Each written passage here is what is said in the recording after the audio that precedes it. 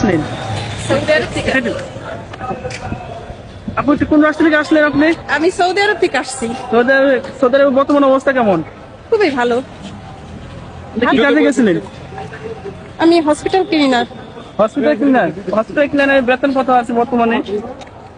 আছে 50 আচ্ছা, 45। সৌদি আরবে কি দালালের মাধ্যমে গেলে ভালো হবে নাকি আত্মীয় স্বজনের মাধ্যমে গেলে ভালো হবে? না, কোম্পানির মাধ্যমে।